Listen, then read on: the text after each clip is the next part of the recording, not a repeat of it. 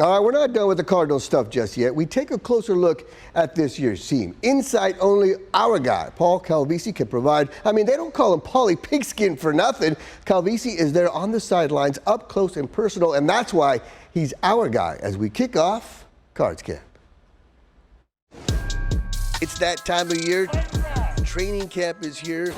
So who better to talk to than Paul Calvisi? Paul, you've been covering this team for how long? We were talking about this off camera. Too long. The end of the Buddy Ryan era. Ryan's a know-it-all. Buddy Ryan's got a big mouth. So many decades. What's it like to be at this camp this year?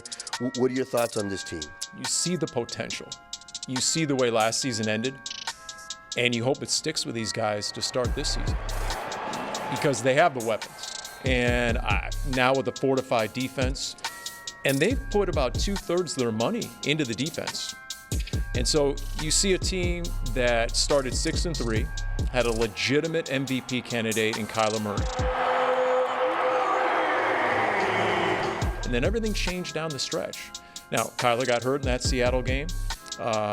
Teams adjusted their defensive schemes against Kyler. You heard Chase Edmonds at this podium on day one say, look, we have to adjust to the adjustments that were made against this offense. It has to evolve here in year 3.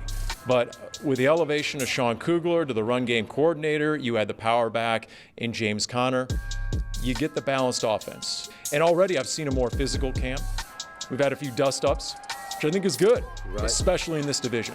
You know what I see? I see 2 young linebackers that are long, lean, fast, and Zaven Collins and Isaiah Simmons that really look, I mean, they passed the eye test, that's for sure. I mean, and when you see the potential of those 2 players in particular, like you mentioned, this defense, especially in that area, the linebacker, the middle of that defense could be scary. When you watch Tampa make the run to the Super Bowl championship last year, yeah, there was Tom Brady, but you know what I saw?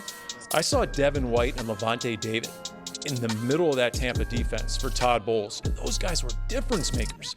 Man, they were physical. They were sideline to sideline. Zaven Collins and Isaiah Simmons have that same potential. But how risky is it to go with a rookie at Mike linebacker, especially early? When you start with Derrick Henry and Ryan Tannehill, and then in week 2 you get Dalvin Cook and that run game. So you can't tell me that Vance Joseph isn't a little uneasy about putting the green dot on Zaven Collins' helmet, right? And having him call a defense. We see a lot of things in this camp, but one thing I don't see is Larry Fitzgerald, a guy I've seen for the last 18 years. How awkward was it for you? Because I know it was kind of weird to look over and be like, wait, where's number 11? You know, I texted him and I said, Larry, I'll see you tomorrow. This is the run test day. I know this is all a ploy to miss the conditioning test, right? And he gave me an LOL and all that kind of. I don't know what he's waiting for. Is when the Cardinals and Cliff Kingsbury say the ball is in his court, quote unquote, does that mean to announce his retirement? Does that mean the contract offer's on the table? That there's a spot on the team if he so chooses? What exactly does that mean? I don't know. Is he pulling a Dwight Freeney and he wants to miss all the preseason and just show up when the season starts? Hey, he's earned that right if that's the case. Are the Cardinals and Larry trying to decide, is there truly a need? DeAndre Hopkins, A.J. Green looks good so far. Right. Rondale Moore, Christian Kirk on the inside. Okay, is there even a place for Larry? Is it feasible? Is it viable for him to come back to this team? I don't know exactly what is in the future for Larry Fitzgerald, if anything, but it is curious why we haven't heard anything yet.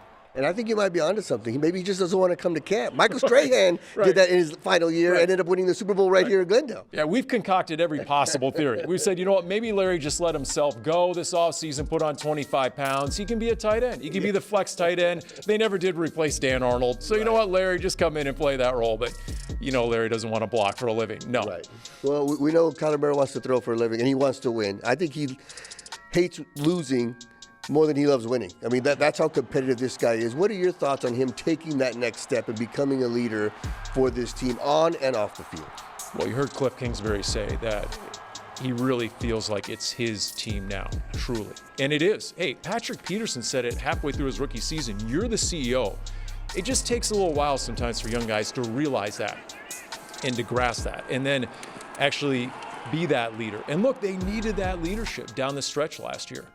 In week 16, when there was zero energy against the 49ers and they inexplicably lost to a third-string quarterback and a third-string running back who had 183 yards rushing, I mean, there was something missing there.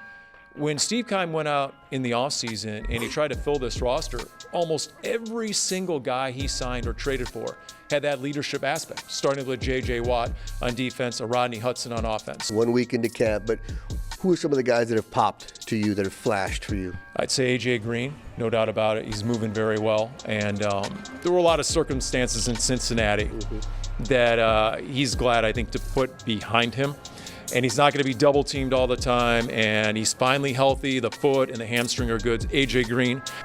Better say well than go, right? This is Paul Calvisi. You always got to tell him, well, he's always ready to go. This is the kind of information, insight you don't get anywhere else. Great job, buddy. Got to pace yourself, though. Exactly. September 12th is the opener, week 1.